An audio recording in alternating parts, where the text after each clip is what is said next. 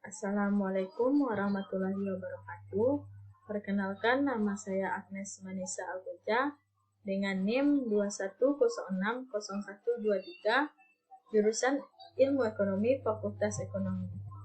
Baiklah, tujuan saya membuat video ini yaitu untuk memenuhi tugas pertemuan ketiga mata kuliah statistika lanjutan dengan dosen pengampu Bapak Oki Dinanda SEME. Pada kali ini kita akan membahas tentang teori pendugaan statistik. Pertama kita bahas tentang pengertian pendugaan. Pendugaan adalah suatu statistik atau harga sampel yang digunakan untuk mendukung suatu parameter. Dengan penduga, dapat diketahui seberapa jauh suatu parameter populasi yang tidak diketahui berada di sekitar sampel. Jenis penduga statistika adalah suatu pendungan terhadap parameter berdasarkan suatu interval. Di dalam interval mana kita diharapkan dengan keyakinan tertentu parameter itu akan terletak. Hasil pendugaan interval ini diharapkan akan lebih objektif.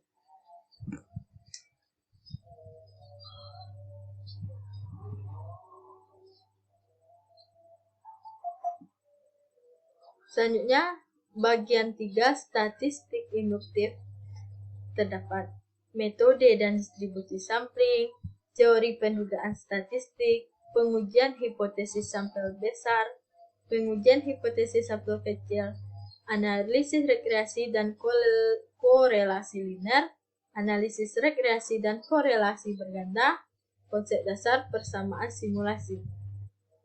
Dan juga di sampingnya, pengertian teori dan kegunaan pendugaan, pandungan titik parameter, pandungan interval, kesalahan standar dari rata-rata hitung sampel, menyusun interval keyakinan, rata-rata dan proporsi, interval keyakinan selisih rata-rata dan proporsi, memilih ukuran sampel. Selanjutnya, penduga tunggal sebagai fungsi unsur populasi. Ini adalah rumus dari penduga tunggal sebagai fungsi unsur populasi. Terdapat juga standar deviasi. Inilah bentuk dari grafik yang kita dapat dari rumus di atas. Selanjutnya, sifat-sifat penduga. Yang pertama, penduga tidak bias. Penduga titik dikatakan tidak bias atau unbiased estimator jika di dalam sampel random yang berasal dari populasi, rata-rata atau nilai harapan expected value dari statistik sampel sama dengan parameter populasi atau dilambangkan dengan EX. Ini adalah gambar penduga bersifat tidak bias. Di sampingnya gambar penduga bersifat bias.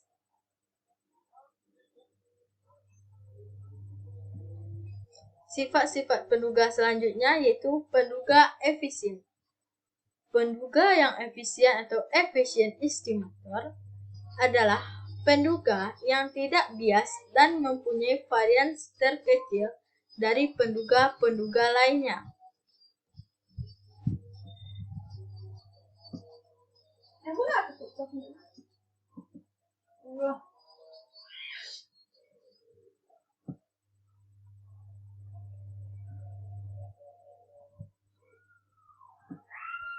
Selanjutnya, penduga efisien. Penduga yang efisien atau efficient estimator adalah penduga yang tidak bias dan mempunyai varians terkecil dari penduga-penduga lainnya. Definisi penduga konsisten. Penduga yang konsisten atau consistent estimator adalah nilai dugaan yang semakin mendekati nilai yang sebenarnya dengan semakin bertambahnya jumlah sampel.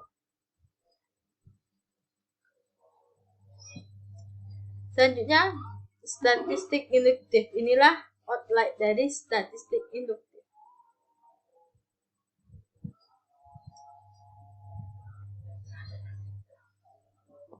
Definisi pendugaan interval. Yang pertama, pendugaan interval. Pendugaan interval adalah suatu interval yang menyatakan selang di mana suatu parameter populasi mungkin berada. Suatu dugaan terhadap parameter berdasarkan suatu interval di dalam interval mana kita harapkan dengan keyakinan tertentu parameter itu akan terletak. Hasil pendugaan interval ini diharapkan lebih objektif.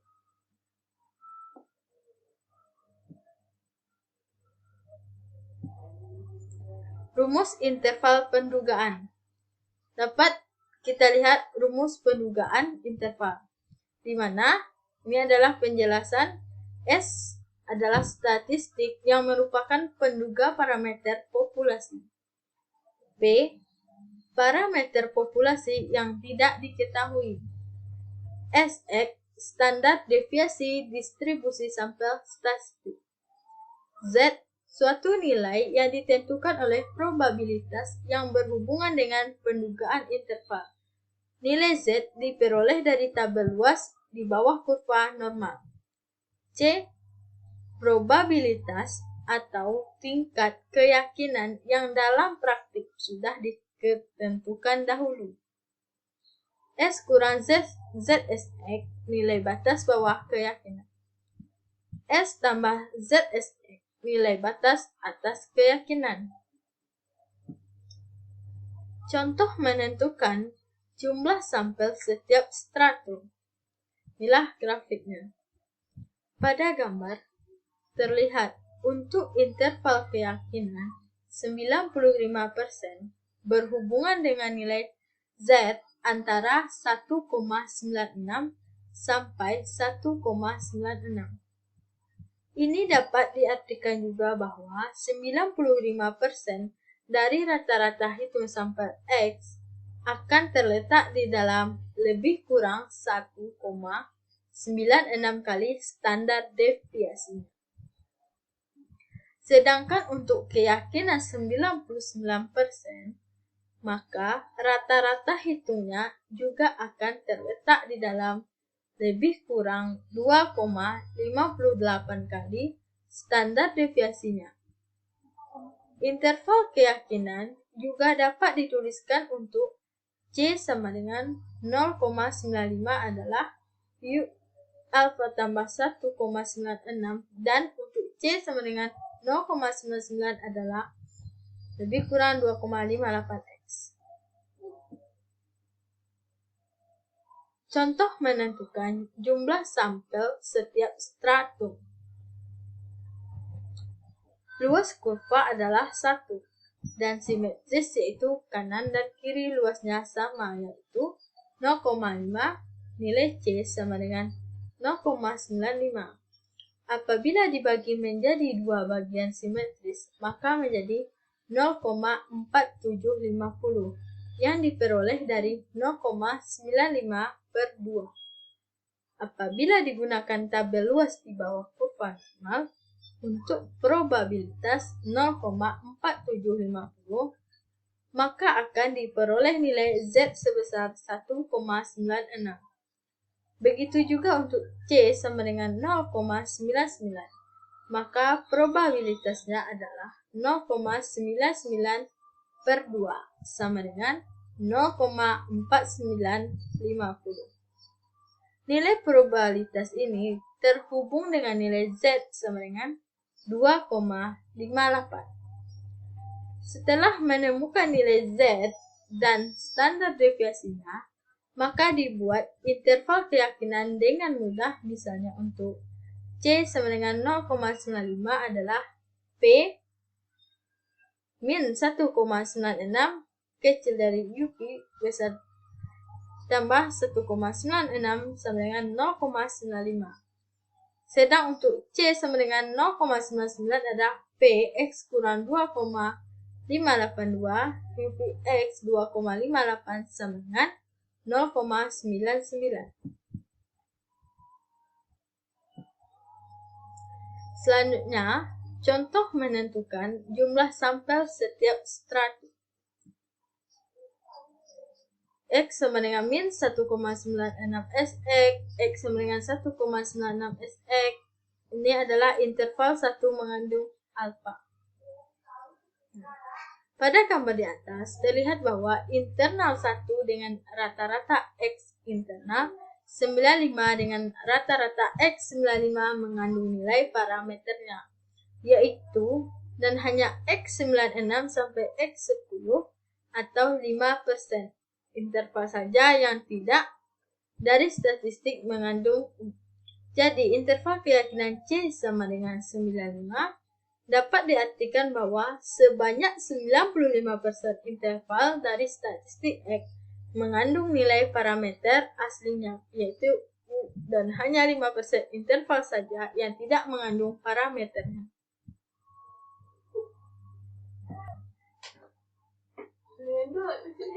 Maksudnya bagian statistik induktif.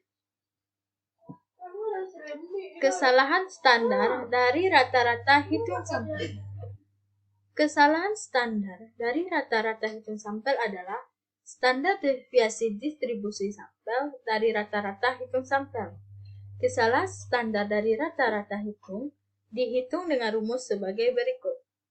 Untuk populasi yang tidak terbatas, N per N kecil dari 0,05, SX sama dengan S per akar N.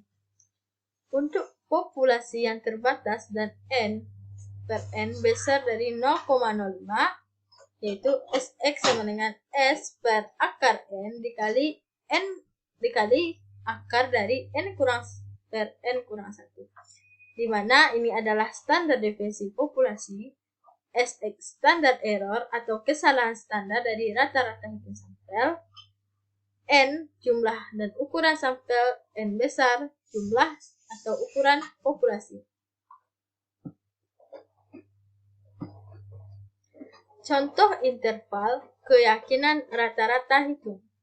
Interval keyakinan untuk rata-rata hitung dirumuskan X besar sama ZA per 2S per akar N.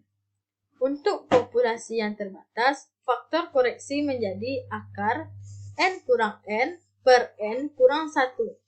Nilai X merupakan rata-rata dari sampel, sedangkan nilai Z untuk beberapa nilai C dapat dijadikan sebagai berikut. Dapat kita lihat di tabel terdapat 4 bagiannya.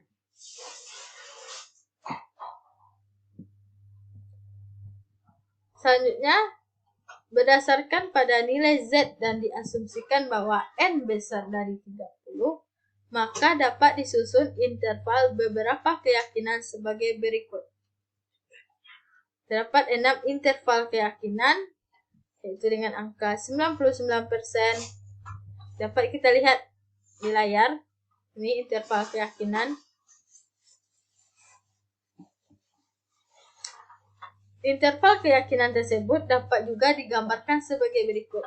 Ini adalah gambar dari interval keyakinan yang sebelumnya. Nilai parameter yang sebenarnya diharapkan dapat pada interval 1 sampai A dengan batas bawah min ZA per 2 dan batas atas ZA per 2.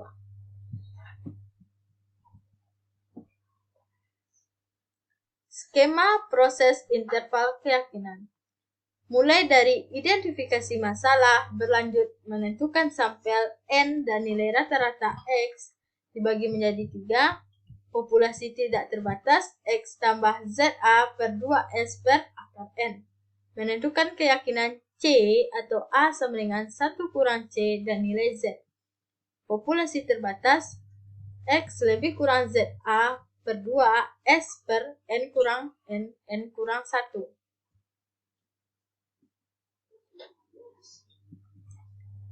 Selanjutnya, probabilitas X kurang ZA per 2 apa?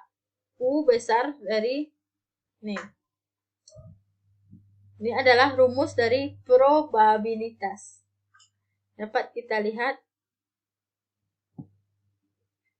standar error untuk populasi tidak terbatas. SX sama dengan 5. Standar error untuk populasi tidak terbatas. Sx sama dengan S per akar N. Standar error untuk populasi yang terbatas dan N per N besar dari 0,05. Sx sama dengan S per akar N kali akar N kurang N per N kurang 1.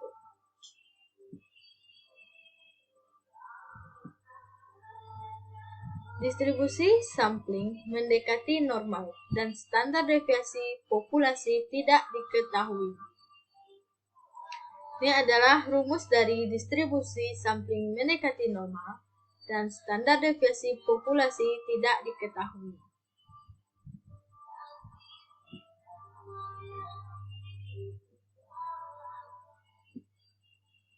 Standar deviasi proporsi sampel.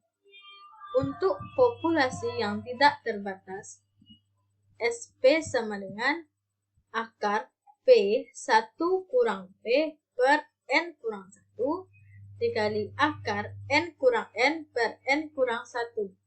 Untuk populasi yang terbatas, dapat kita lihat di sini, SP sama dengan akar P1 kurang P per N kurang 1. Bentuk pendugaan proposal populasi rumus sebagai berikut. P kurang ZA per 2 SP besar dari P tambah ZA per 2 SP. Di mana P adalah proposal sampel, ZA per 2 nilai Z dari tingkat keyakinan apa, P proporsi populasi yang diduga, SP standar error atau kesalahan dari proporsi, C tingkat keyakinan A1 per T1 kurang C.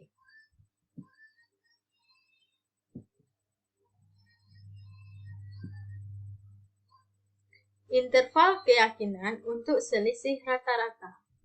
Probabilitas ini adalah rumus dari probabilitas interval keyakinan untuk selisih rata-rata, di mana standar error dari nilai selisih rata-rata adalah ini rumusnya. Dan selanjutnya rumus apabila standar deviasi dari populasi tidak ada, maka dapat diduga dengan standar deviasi sampel, yaitu menggunakan rumus di bawah ini.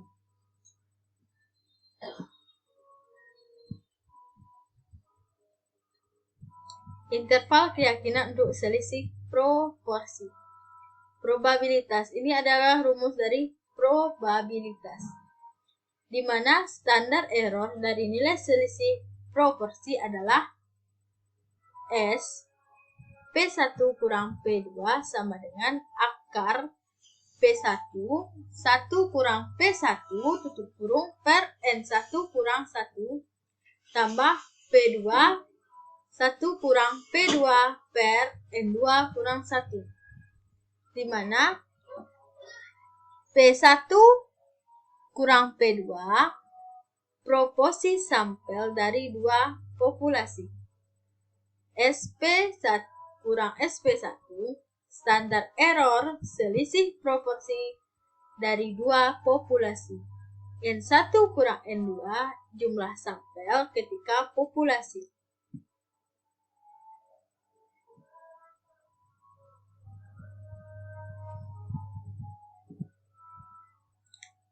Faktor ukuran sampel. Faktor yang mempengaruhi jumlah sampel: 1. Tingkat keyakinan yang dipilih, 2. Kesalahan maksimum yang diperolehkan, 3. Variasi dari populasi. Dan juga pada dasarnya ukuran sampel sangat dipengaruhi oleh derajat keseragaman populasi, presisi yang dikehendaki dalam penelitian, rencana analisa, keterbatasan tenaga, biaya maupun waktu. Atas dasar tersebut, serta pemilihan rumus yang sesuai akan dapat membantu dalam penentuan jumlah atau ukuran sampel dalam penelitian. Rumus jumlah sampel untuk menduga rata-rata populasi. Rumus jumlah sampel dalam populasi dirumuskan sebagai berikut. Dan juga rumus tersebut diturunkan dari interval keyakinan diuraikan sebagai berikut. Dapat kita lihat di layar. Ini juga terdapat rumus untuk mendapatkan jumlah sampel dalam pendugaan proporsi populasi dapat diturunkan sebagai berikut. Baiklah, itulah hasil dari video saya untuk materi hari ini. Kalau ada salah dan janggal saya mohon maaf. Wabillahi taufiq wal hidayah. Assalamualaikum warahmatullahi wabarakatuh.